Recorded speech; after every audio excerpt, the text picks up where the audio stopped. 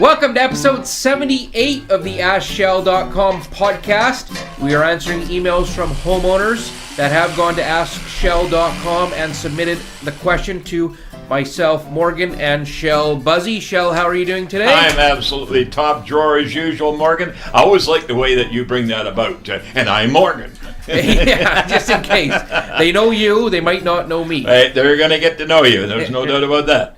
On this week's podcast, we've got a question and answer from Tony Gioventu, the Executive Director of the Condominium Home Owners Association. Yes, sir. This week, his question and answer is about electric vehicles and parking and charging stations in your underground strata or wherever you're at. Wherever we at. Yeah. And I wanted to mention your Ombudsman blog. Yeah. We're going to talk about that a little bit later. Emails I have for you. Seal a granite countertop. Yep. Floors are cold in the wintertime. Yep. Information on getting back a deposit made to a contractor but work was never done. Attic insulation and repairing or replacing interior doors that are odd sizes and shapes. All right. No, those are all great questions. And folks, do give a listen right through to the show. We're going to shorten up the answers to the point of giving you that interpretation that you'll have no problem picking up. But, this whole aspect of AskShell.com and the how to, the what to, the where to, the why to, the when to, the who to is so important for us to get to you. So it's something that take the time, give it a listen, and I'm sure that you'll learn by it the same way as you did on the Old Home Discovery Show. Right, and there you would always, I remember you said, have your pen and paper handy if you're listening while you're laying in bed, have it on your bedside table. And it's on the internet, so you can come back to it anytime you want. Yes, that's the beauty of the podcast. You can rewind it, watch it over as many times as you want. Absolutely. So, first email of this week's podcast. We moved into a home with granite countertops that we really like, but we are not sure if the previous owners have ever sealed them properly. What maintenance is required for granite, and is there something we can use to restore the shine? Thanks, Dave. Well, Dave, that's a very good question because, there's a lot of granite out there, Morgan. Granite and marbles and cultured marbles and you name it, it's out there. In fact, there's some folks that have got marble, Italian marble, for example, that not the best for some of the areas that they're putting it, like in showers where you get the soap residual and all the rest of it. But countertops, granite, you take mineral oil, for example. Mineral oil is an oil that you buy in the drugstores. Okay, it's not something you go into the building supply store and say, hey, I want a liter of mineral oil. Okay. It's a very clear, it is a digestant product that you use. Some folks use it for different purposes, whatever the doctor prescribes, but it is great for sealing granite countertops. Or you can go to somebody like, if you're in the greater Vancouver area, you can go to a store that's Mohawk Finishing, for example. And we'll put that, or at least you'll put that on the bottom of the screen there, Mohawk Finishing, and their phone number, and phone them, because they've got products that they distribute all across Canada from their distribution warehouse. So you don't want to walk into a store and say, hey, I want something from Mohawk, because they might look at you because the staff member may not know that they're buying from Mohawk. So Mohawk Finishing, we'll put that information on the bottom of the screen and pick it up. But they have all the different products and how to take stains out of marble, how to take stains out of granite, because granite and marble are natural Mother Nature stone. So they're very absorbent. And they'll take red wines, for an example, or rust and all those different things. And there's different acids that you want to be using to remove that because they got surfactants in them. And those surfactants actually draw that stain out of marble and granite. So Mohawk Finishing is going to be one of the greatest spots for you. And it's exactly what I say in the Home Discovery Show. Contact the boys down there, talk to Frank or whatever the case. But that's what you want to do, folks. But sealing it, if you're not going to seal granite and you're not going to seal marble and you haven't replaced your countertops yet, then don't. Because you have the maintenance to take care of. If you want to go to quartz, quartz is far different than marble because it is a man-made product. Right, it's bound together with resin, correct? Yeah, that's correct, yeah. That's correct. And you'll pay a little more for it possibly, but there's lots of competition out there, so check that out. But if it's granite and or marble, it's Mother Nature's stone, and it does need sealed, and it has to be sealed on a regular basis. On a regular 6 months, every 6 months. And you would seal it with the mineral oil? Or? Mineral oil, or as I say, there's all kinds of The different Mohawk. finishes. You can go and get glosses and the flats and all the rest of it. But that's where you come in with the Mohawk people. Moving along. When I say Mohawk people, it's Mohawk finishing. It's not the Aboriginal band. Right, okay. Yeah, okay. And next email. Yep. Shell, the floors in our kitchen are always cold in the winter. We have ceramic tiles throughout our kitchen and dining room. Is there something I can do to warm them up a little bit? Thank you, Walter. Well, by gosh, Walter, you know what? Here I am. I'm looking. That goes to show you this show is real. But I'm going to draw you a picture first of all. While I'm talking, I'm going to draw this picture. And I'm going to show you how to go about insulating your floors to make them warm again. Now, you could have a cold basement underneath. You could have a root cellar underneath. You could have a crawl space underneath. You could have a dirt crawl space. All these areas that are cold areas.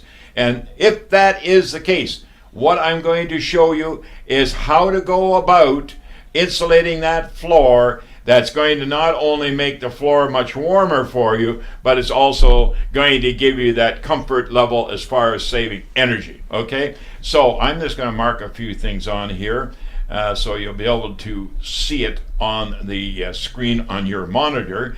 And when you can see it, it will explain to you the importance of what it is I'm trying to suggest. And Drawings and pictures, it's like you're back on the Ombudsman blog. there you go, there you go. I don't have the whiteboard though. So here we are. How does that show? I'll get a little closer. Yeah, there you go. See that now? All right, now what I'm going to show you here, first of all, this is the subfloor. As I mentioned there, I've written on there subfloor. So this could be plywood, it could be OSB. And this here is the joist right here. That's a joist. Okay, that's your 2x10 joist. Or 2x8 or whatever the case may be. And then now between the joists, what is very important for you to understand, this line at the top, this dark line right across here, right across there, is what's called Reflectex insulation, reflective foil insulation. And you'll notice that from the top of that reflective foil insulation right here to the underside of the plywood subfloor, there's about a 1/2 inch space. That's an air space. That's the same as the airspace you have if you were to have a insulated coffee cup, for an example. Okay? And then this curly Q line in here, that is indicating insulation. Could be rock salt, could be fiberglass, could be Mansonville, whatever the insulation. But I just want you to know that you do have a vapor barrier because Reflectex is a vapor barrier as well as an insulator. So your insulation now, being rock salt or one of the other glass fiber type of insulations, and incidentally, rock salt is made of slag from an old mine up in the central part, east central part of British Columbia, and it's I've been to that plant many, many, many times. But what happens now? Let me explain to you. What happens is your heat up top, and I'm going to put a couple of feet in there. Okay, a couple of feet there. Those see that right there. That's your feet. They're dog. That's right here. That no one's going to confuse you for an artist. Right there. That's your feet. Yeah. But what you do when you're walking on a floor of a ceramic tile or vinyl, it's cool because the floor is colder than your body. You're 98.6 Fahrenheit, and that floor may be only say 70 degrees. Mm-hmm. Well, the difference between that is 28 degrees. You'll doggone well feel that. So what you want to do is bring that floor up to the temperature of the room, and that's not able if you don't insulate. It's not able to happen. It's just not capable of happening. So what you have to do is with that foil right here and your subfloor, that heat is trying to get out while it gets down through the plywood, and once it gets down through the plywood, now it's reflected back to your feet.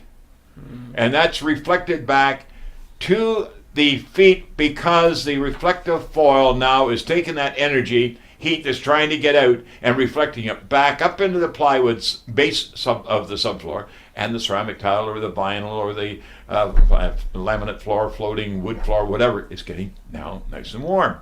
It's just that easy, folks. And if you have any ducting in there, like your heating ducting or wires or water piping or anything of that nature, don't worry about it because they're all going to be closed up in there anyway. So that's what you want to do. It's just that easy. And then you want to insulate on top of the walls, around the perimeter. Make sure that you got insulation like your styrofoam or your Styrotex. That's the white one or the blue one or the pink one. Is very easy to buy at your local building supply store. Glue it on and seal on the top of the joists down to the top of the wall, the concrete wall, and that does the perimeter. Right. Boy, your little crawl space will just become like a snug in a bug in a rug. And up top, your feet will be nice and warm. So there you go. Next email. Hi, I paid a significant amount of deposit to my contractor last year in December after I signed a contract with him.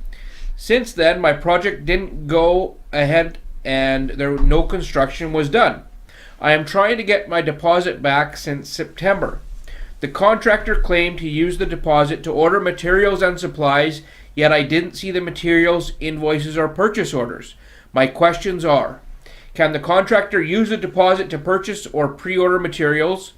If the contractor did spend my deposit on materials, shouldn't I get an invoice or see his purchase orders? And if the materials were pre-ordered or purchased, can I cancel the order or pay a restocking fee if that applies? Please help, Anne. Well, Anne, I'm just going to start out by saying, when in doubt, don't pout. Let Shell help you out. I haven't had the opportunity of talking directly to you other than reading your email. And now Morgan reading the email. But I have to say one thing. I sure hope that you have in writing all the points of interest that you have brought up in that contract. For an example, when was the job to start? What part of the contract are special orders? Because when you get a deposit from a homeowner, then that deposit is being given to the contractor in good faith that he or she are going to go and purchase anything special, anything custom for that job. And if that being the case, whatever they purchase, whatever materials they buy, is yours. That is yours because it was bought with the cost of your project, and you've given a down payment towards that project. Now, if the contractor, he or she, are going to charge you for picking up, delivering to the job site, that sort of thing, you want that all itemized. And you may end up going to small claims court with this particular type of concern. And if so, do so. But don't leave it too long, because there are dates, and depending on the province as to the dates, etc. But I would very much like you to get in touch with the contractor, indicating that you would like to know what has been purchased, to what extent of the deposit money has been spent, and what is the cost going to be as far as picking up or possibly returning if there's a return fee. All of those things you want to build a case that you can take to the small claims court where you state your concern to the judge. And it is not inexpensive other than time, and hopefully that you have the time that you can put aside to take care of that type of thing. But, you know, that's why we here at Shell Busey's Home Improvements and Renovations and our referral network have become so used, so it's becoming so popular, and people are using it because of the quality, the credibility, the loyalty, all of that towards our customers. So I really do, if you would like to go further into this with me, you can certainly get in touch with Morgan, and Morgan will get a phone number and I will talk to you on the telephone. And normally we do like to have, was the telephone included in that email? It was, yes. Okay, so therefore we can. So if you give us the opportunity to contact you, let us know, then we'll do so. We'll get in touch with you. But I just want you to know, get it into small claims court as soon as possible, and you can have a letter, a formal letter, which you can register yourself to that contractor saying that it has been placed in small claims court. And this is why. Okay? It is, in a sense, just that easy. Now, the outcome may take a little while, but on the other hand, that's the approach you got to take, because it is a learning curve that a lot of people that do not understand contracts and do not understand how to deal with contractors, and they don't necessarily want to do anything more than take advantage of you in the first place. So I'm saying, be careful. Everyone is viewing this video today. And when in doubt, don't pout. Let me, Shell Busey, help you out, because I'll get you going in the straight and narrow. I do not, and I stress, I do not like people doing their own contracting work. I don't, because there's just so many loopholes that they can drop through, costing you money. So be on the defense all the time. So I hope that helps out. And always get it in writing. Always get it in writing, and you can go to our website, you are a member, and you can go to, we've got to get it in writing. We do. We've got an article on AskShell.com that actually has a sample contract in it that you can print out if you don't have one at your home as well. So right on. Always get it in writing, and if they're asking you to pay cash, that's a red flag, and if they don't want to get it in writing, that's another red flag. Yep. And if they're asking for deposits, make sure that the deposit is going to be for this, and this, because to get the job started. Right. You don't want them paying for the previous job that they've been working on. Now, small claims court, that could scare a lot of people off. Do you need a lawyer for that? No, you can go in and handle it yourself, and it's not something that it's going to be sensitive at all. It is something that if she was to talk to me or write an email like she has there, that's the same. They make you feel very comfortable. I mean, you have rights in this world, so therefore you're just going to be activating those rights. Yeah.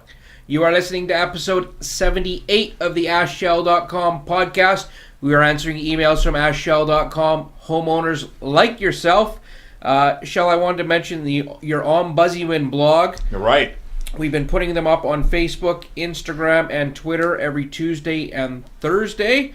Your latest one was on Christmas lights and Christmas light safety when you're putting them up. You suggest this is a time. They are getting cheaper. If you're going to upgrade, go to LED lights. Absolutely. And also there's another thing I'd like to bring up as well. You may or may not know that our family are very actively involved in curling. Our two grandsons are very active, and Pops, which is me, and Grandma, which is Frankie, are very much involved, along with Mother, Monica, and they really get involved. We got a number of bonspiels, and bonspiel this weekend out in Abbotsford, in fact. But I just want you to be aware that there's some pretty exciting things going to happen here within the segment of this show, or we may even make it a blog, assorted blog information based on curling. The reason why I'm bringing this up right now, I want to know how many curlers we have out there that are members of our Shell Busey, which is the Ask Shell Club. Mm-hmm. And if you are a member, you're receiving this particular podcast, and you're hearing this right now from me, I want to know from you, are you interested in curling? And if you are, please give me an opportunity to have your name and your approval and your email site so I can communicate with you on this upcoming exciting time, no matter where you are, on curling. Please do that for me. If you do nothing for Christmas for me, outside of saying happy and Merry Christmas and a Happy New Year, but I want to know if you're a curler or curled, or in the past you had a lot of fun curling. Or have any interest in Or curling have in any the interest future. in curling. Yeah. Yeah. And Okay. don't forget about me either, shall I? Yeah, no, but how could I forget about Morgan? He's a curler and he's damn good. Well, I don't know if I go that far. I'm Oh, curling, I- I'm curling twice a week, so Yeah. I'm going out there and doing it. I don't know how damn good I am. All right. Back to the emails. We've got 2 more before we get to Tony Gioventu's question and answer. Mm-hmm. This one is about attic insulation. I would like to improve the R factor in my attic. The problem is that when the home was built, there was no insulation stops installed. I would like to put them on both sides of the house to improve ventilation. The soffits and gables are all open to the attic, and a thermostat-controlled power vent was installed when the new shingles went on. Any help on how I can do the installation stops in tight spots of the attic would be appreciated. Thanks, Stan. Well, Stan, it's no problem putting the insulation stops in. You can buy cardboard, which is a waxed cardboard, or you can buy the foam, which is a styrene foam. And they're 24-inch centers or 16-inch centers, depending on the joist, truss, or rafter.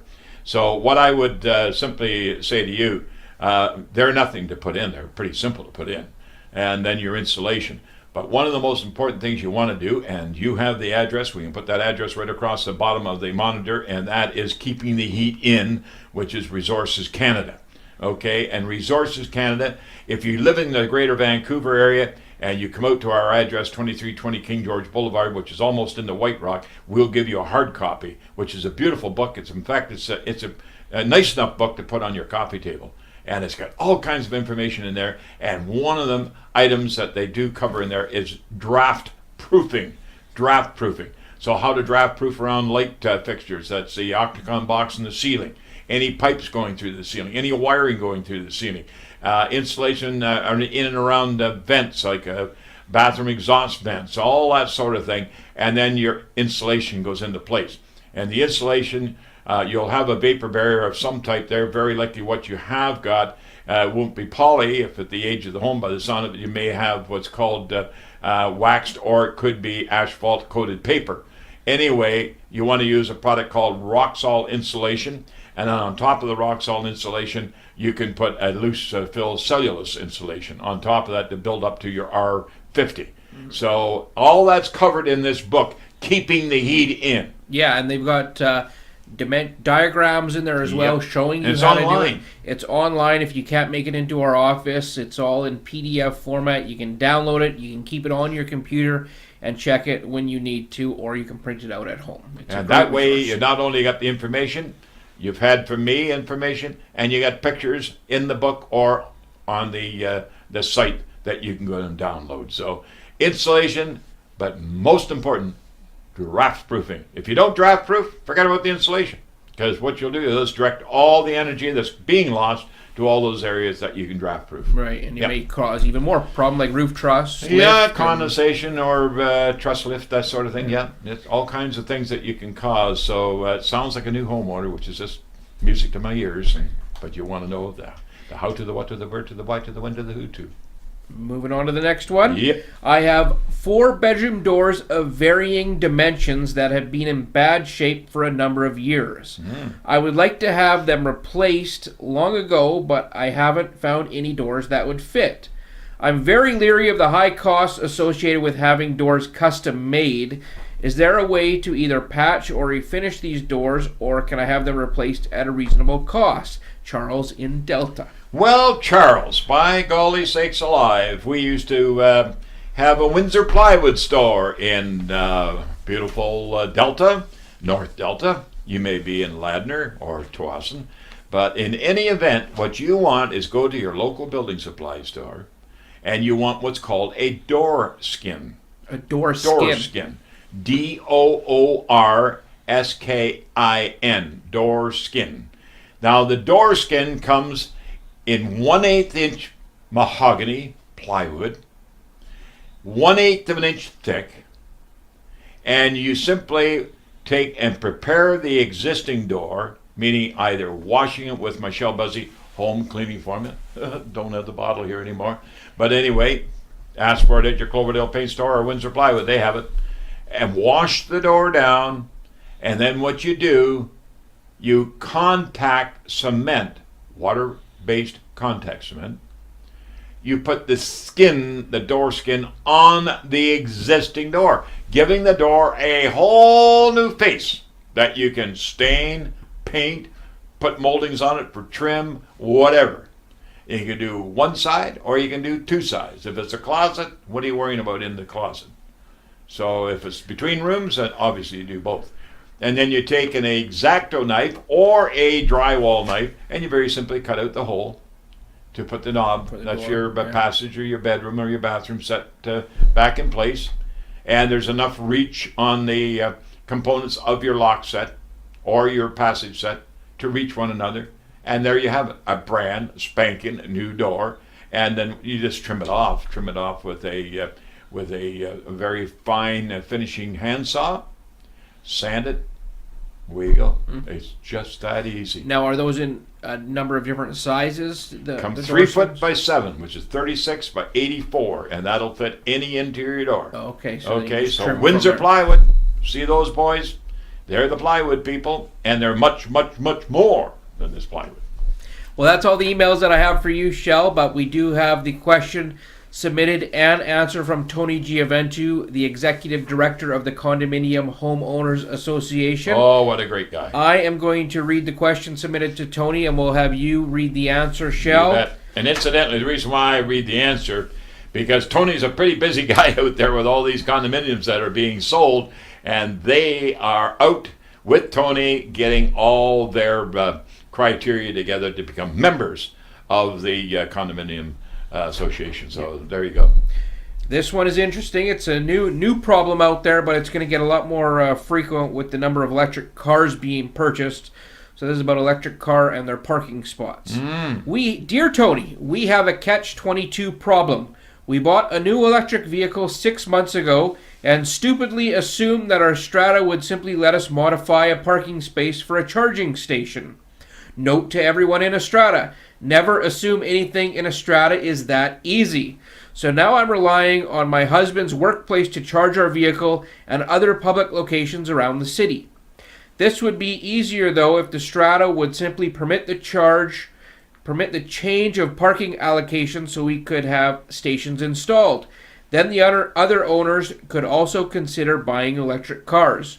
Are there any programs or guides that might help us out? Thanks, Brian and Kelly in Vancouver. Well, Brian and Kelly, you bring up a very, very good point. And the point that you're bringing up and the answer that Tony Gioventu has made available, I just want to add a couple of little comments. And the reason why I do, electric cars are becoming very popular. Yep. And now you still hear the numbers out there, and the percentage of cars on the road electric are still very, very small. But on the other hand, there's a hell of a lot of cars out there. So no doubt that they are small numbers. But the point that I want to make is that we as a province, we as homeowners, we as taxpayers own the hydro production within the province, BC Hydro. It is a Crown corporation. Now, they produce the hydro. They get it to your condo. What's not taking place is the promotion and the education of what it is that's required to have a station. And how a station works. What type of stations are available. It's not just an electrical cord. It's not just an electrical cord that you plug into a 110 duplex receptacle. But on the other hand, they being the strata, they don't want to be hung with the costs. They don't want to be paying great sums of money, which I don't think they're great sums of money anyway, but again, you used the term assume.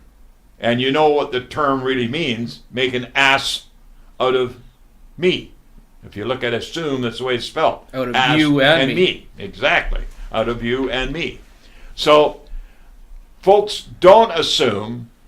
If you're on council or if you're an active member of the strata, for goodness sakes, get in touch with the information education resource at BC Hydro and have them come out or send to you the detailed information on stations, because there are many, and they do require an electrician to hook up, and they are something that they can advise where they are best put, so a car isn't being charged and in the road of any other vehicle getting in or out.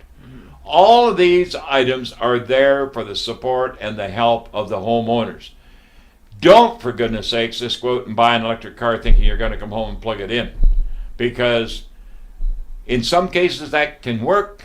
You got to know what the amperage, all of those things are going to be very important. And you've already said the type of resource that's going to be required to plug in. As you know, there's like a pistol grip on them and what have you. So BC Hydro, you want the customer service department, and then go on into the fact of what it is that you're wanting on the stations. And all the information's there. Now, Tony's answer.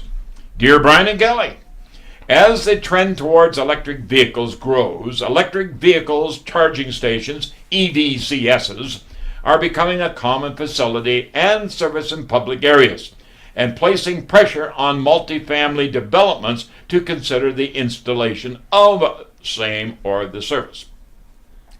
Drivers won't buy electric vehicles because they don't have stations in their condos, and the strata won't install stations because the cost benefit are very few. EVCS's installation is a much more complicated issue than simply installing a station and letting owners charge at leisure. However, it is both feasible and manageable for the strata corporation and the owners make the request. Okay, don't assume. It is unlikely the owners will vote in favor of expenses or alterations that are only for the use and benefit of 1 to 4 owners, especially when there are so many other pressures on common budgets with rising insurance costs, utilities, and operating costs of the strata and the building and maintenance. The strata corporation, however, does have a viable option.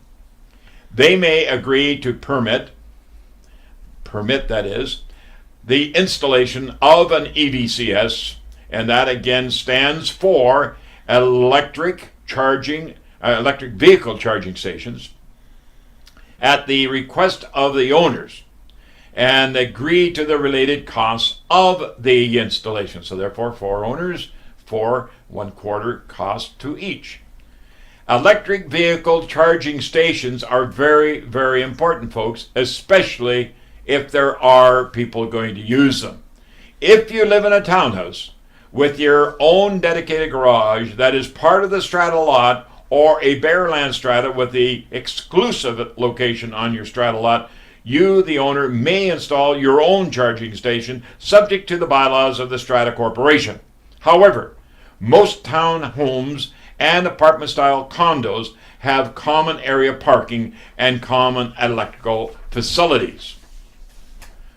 Before you consider the installation of an EVCS, the strata corporation and applicant owner will have to determine the location of the station, any electrical alterations, capacity of the electrical service in the building, civil and engineering requirements, future depreciation obligations and costs, installation costs, access to that EVCS, future costs of the operation, utilities, insurance liability, and responsibilities of that electric vehicle charging station. The strata council will also have to determine where the station is best located and if the parking is even possible to relocate for the use of the EVCS. In many buildings, parking has been allocated as limited common property or assigned by an owner developer, and at least for that, and the strata council cannot reallocate the parking to accommodate an EVCS, although the strata corporation may be able to consider charging the use of another parking spot. In addition, to anticipate energy costs, electric vehicles reduce greenhouse gas emission by up to 98% over combustion engines. The They also eliminate vehicle noise and emissions in buildings and contribute to healthier communities. It is a great time for strata to consider the installation of a charging station. The province have just launched a funding program to be administered by the Fraser Basin Council. The program is open to individuals anywhere in the province that reside in an eligible multi-unit residential building or to parties authorized to make decisions regarding the building, like building managers or owners and also strata councils. In closing, approved applicants would be eligible to receive a rebate up to 75% of the total before tax costs of installing a level 2 charging station to a maximum of $4,500. The program will be hosted by Fraser Basin Council. And I would just very simply, and I guess we could get that information and put it on the bottom of the screen. It's very likely. Just Google it. Yeah, and I believe you can go to CHOA.bc.ca for more information as well. CHOA, so CHOA, which is the Condominium Home Owners Association. Right, but then you've also got to take into consideration who's going to pay for the electricity of that charging. has to be all approved first. Yeah, it's very complicated situation. You know how many times we get asking the callers that come into our office saying, are you on council? Are you on the board of directors? Or have you had permission from the strata? Exactly, because if you haven't, you got to do that first, because otherwise you're you're beating a dead tree. Yeah. Well, that's it. Which is a stump. That's it for episode 78, Shell of the AskShell.com podcast. We got 79 around the corner, so I guess we'll talk to you next week for that. Yes, and be careful out there, folks. I know in some areas it's turning cold and weather's changing. We've got sleet, we've got ice, we've got snow, and all those things happening within the area of our members that receive this podcast. So, folks, take it from me, be always on the defense, but be good. Smile at your neighbors. My name is Shell Busey. Until next time, and Morgan, love you all. Bye-bye for now.